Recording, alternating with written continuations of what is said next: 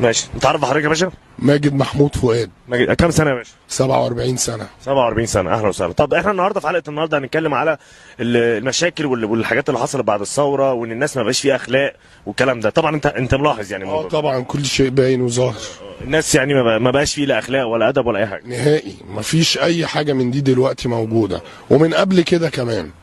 يعني بس انت زادت اليومين دول. حضرتك متجوز يا باشا؟ بين البنين. بين البنين؟ بين البنين. ايه بين البنين دي ازاي يعني؟ يعني في جهاز مهم في الدولة سرق مني حيوانات منوية ولقحها في رحم أم شيماء حسين المنيري، وخلفت 3 بنات بالطريقة دي من غير ما اتجوز. وانت عارفهم هم فين دلوقتي؟ هم مع أمهم، بس أنا أعرف بيت أهل أمهم، لكن بيتها هي ما أعرفش هو فين، لأنها اتجوزت بعد كده واحد من الجهاز الحاكم دوت وخلفت منه عيال تانية، لف عليها وخدها مني يعني. والكلام ده يعني ايه اللي حصل ليه؟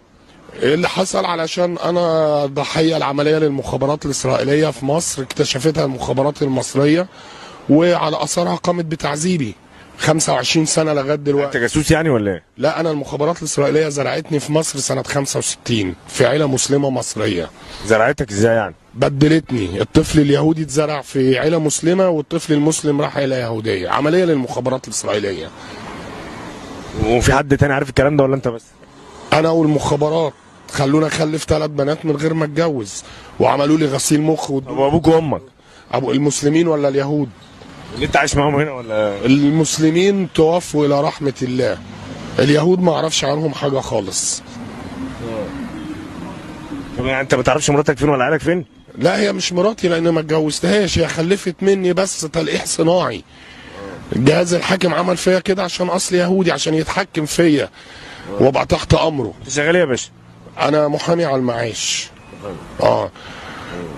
عملوا لي غسيل مخ وادوني عقاقير هلوسه وخلوني مجنون رسمي على الورق. يعني انت معاك ورق يثبت انت مجنون؟ معايا ورق يثبت ان انا مجنون رسمي، ومعيش اي حاجه تثبت ان انا بكامل قوايا العقليه. طب ما الكلام اللي انت بتقوله ده برضه مش تمام يعني؟ الكلام ده حقيقي، احيانا الحقيقه بتبقى اغرب من الخيال. انا ضحيه العمليه فاشله للمخابرات الاسرائيليه في مصر. طب انت عارف الكلام ده ممكن يوديك في داهيه؟ انا اوريدي في داهيه من اوريدي ده 20 سنه، كفايه ان انا اتمتع بكامل قوايا العقليه وعايش مجنون رسمي.